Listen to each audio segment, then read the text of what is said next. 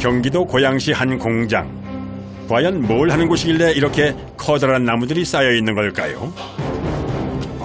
얘네 습기 안 빠져갖고 무지하게. 이곳은 인조나무를 만드는 공장입니다. 인조나무라 불리지만 사실 뼈대가 되는 통나무와 가지 모두 진짜 나무로 만들어지는데요. 오늘 설치될 나무를 골라 사전 작업에 한창인 모습입니다.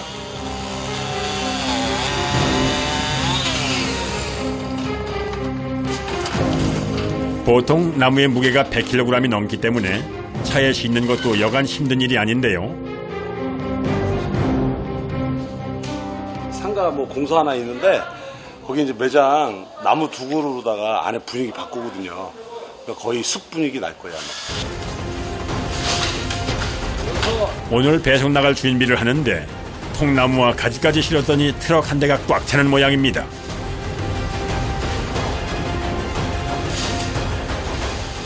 진짜 나무를 갖고 이거를 뭐 기둥은 약품 처리했고 가지는 뭐 스팀에 찌고 해서 이거에다 이제 인조 나무를 만드는 거죠. 도대체 인조나무는 어떻게 만든다는 것인지 아직도 잘 모르겠는데요. 생각보다 복잡한 과정을 거쳐야 한 그루의 나무가 완성된다고 합니다.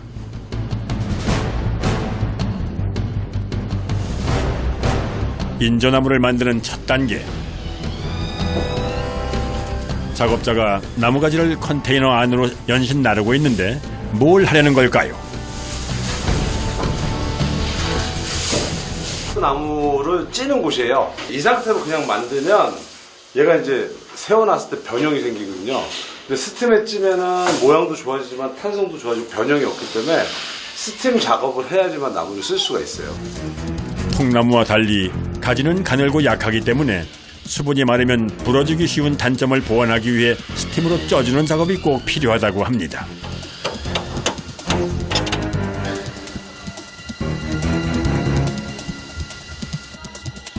이번엔 통나무 가공 과정인데요.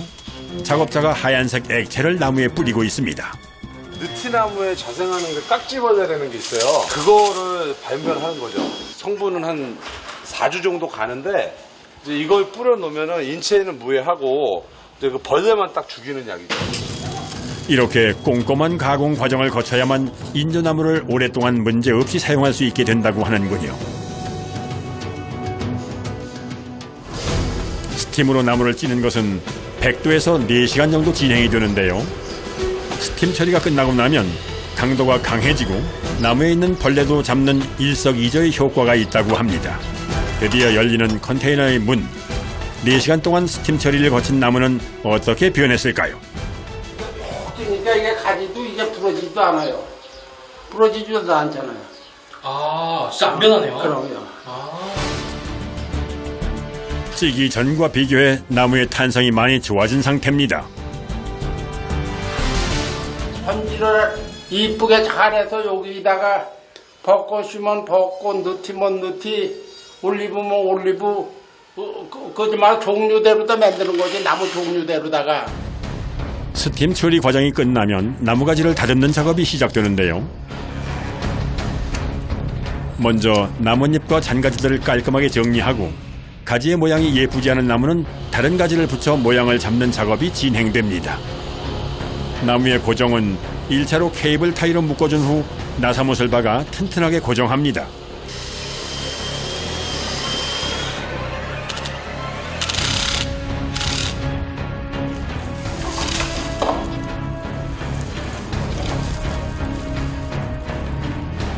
그런데 작업자가 갑자기 스프레이를 손질한 나무가지에 뿌리기 시작합니다. 자른 자리에 네. 이제 허옇게 나오면 보기가 싫잖아. 이제 말 그러니까 이제 말은 나무 색깔하고 같게 이걸 뿌려주는 거예요. 자연 상태의 나무와 똑같은 모습으로 만들어줍니다. 이곳은 인조나무의 잎과 꽃을 붙이는 작업 현장입니다. 이런 잎을 그리고는 저기 가지로 일단 꽃기부터 한 다음에. 꽃기부터 한 다음에 이제 빈 공간을 이제 채워야 되는. 끝부분에 나뭇잎을 붙인 후 케이블 타이를 이용해 비어있는 앙상한 나무가지에 초록색 나뭇잎을 풍성하게 붙이는 작업이 진행됩니다. 케이블 타이의 남은 부분은 접속기로 깔끔하게 잘라내 마무리를 해줍니다. 저희는 여기다가 이제 옷을 입힌다고 보면 되는 거예요. 하나의 나무 가지를, 큰 가지를 하나 만드는 거죠. 이렇게 나뭇잎을 달아 놓으면 인조나무의 최대 장점, 사계절 내내 푸른 잎을 볼 수 있게 되는 건데요. 요즘은 못 만드는 인조나무가 없을 정도로 종류도 다양한데 그 중에서도 올리브나무와 느티나무 그리고 벚꽃나무가 특히 인기가 있다고 합니다.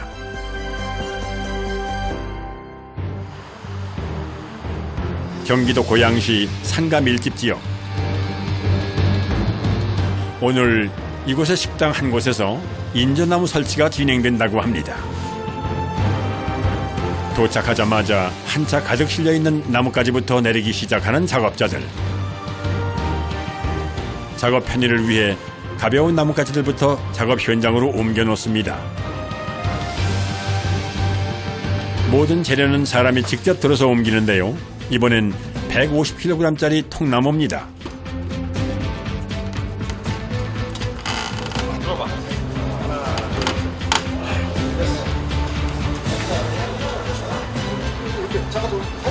아, 저기서 한번 내려야죠. 조금이라도 편하게 들기 위해 줄을 매달았지만 150kg짜리 나무를 드는 일은 만만치 않습니다.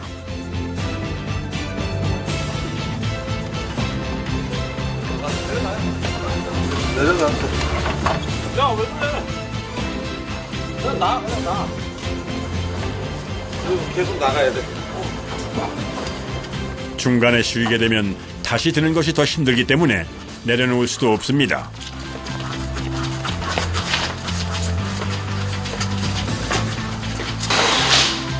무사히 작업 현장까지 옮기는 데 성공했습니다.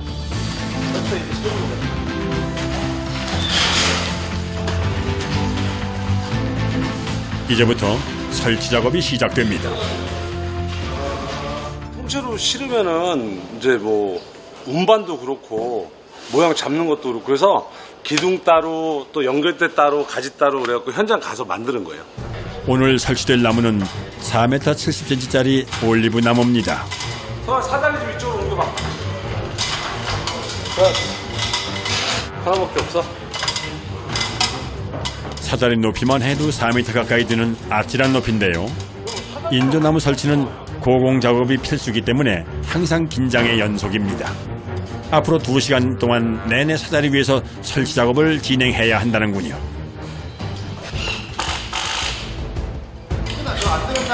야, 날 하나만 더 줘봐. 저 십자 짧은 거 하나만 더 줘. 통나무 기둥이 설치되면 제일 먼저 하는 일은 천정까지 닿을 수 있는 굵은 가지를 이어주는 일입니다. 뼈대가 되는 가지가 길게 연결돼야 나무가 풍성하게 나오기 때문에 꼭 해줘야 하는 작업인데요. 사다리 위에서 무거운 나뭇가지를 연결하는 건 쉽지 않습니다.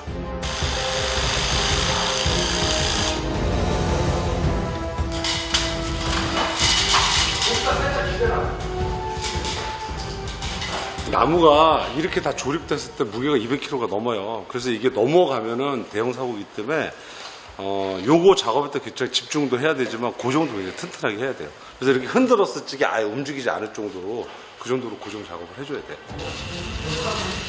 나무를 실내 바닥에 고정하는 일은 안전과 직결되는 문제이기 때문에 5개의 고정쇠를 박아 넘어지지 않게 튼튼하게 고정을 해줘야 한다고 합니다. 고정이 끝난 후엔 로프를 감아 보기 좋게 마무리를 해줍니다.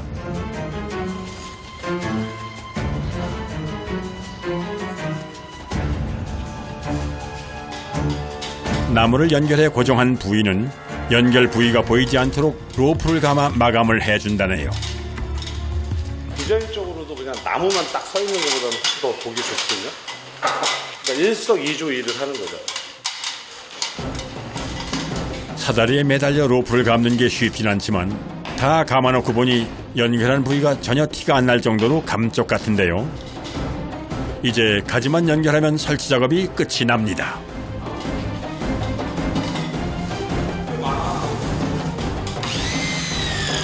먼저 나무에 가지가 들어갈 수 있도록 구멍을 뚫어줍니다. 그리고 구멍에 가지를 꽂은 후 드릴로 나사를 박아 고정해줘야 하는데요.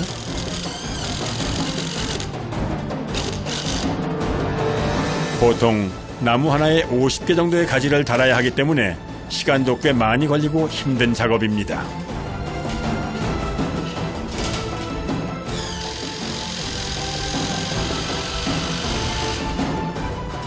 밑에도 지금 중심 잡아야지. 또 떨어질까봐 신경도 써야죠. 또 이게 심을 때마다 나무 각도들이 있거든요. 그 각도 안 맞추면 인조나무를 설치하는 과정이 힘들긴 하지만 일단 설치를 한 후엔 특별한 관리를 해주지 않아도 10년은 거뜬히 쓸 수 있는 것이 제일 큰 장점입니다.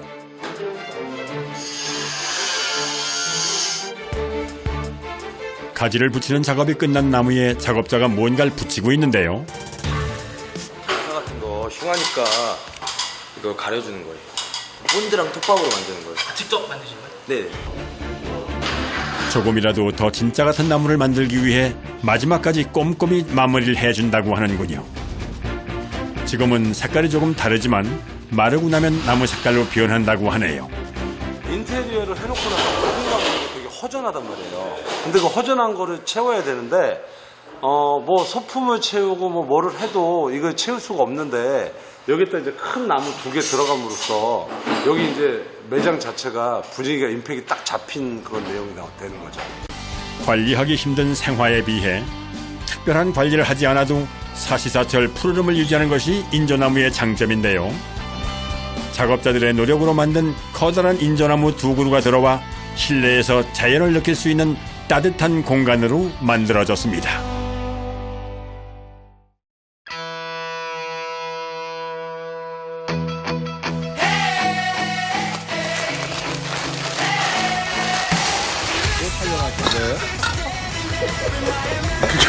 극한 직업 찍어왔습니다. 근데 이거 왜 찍으시는 거예요? 저요? 아이들한테 보여주고 싶어가지고 이렇게 찍었어요. 예쁘게 찍어주세요.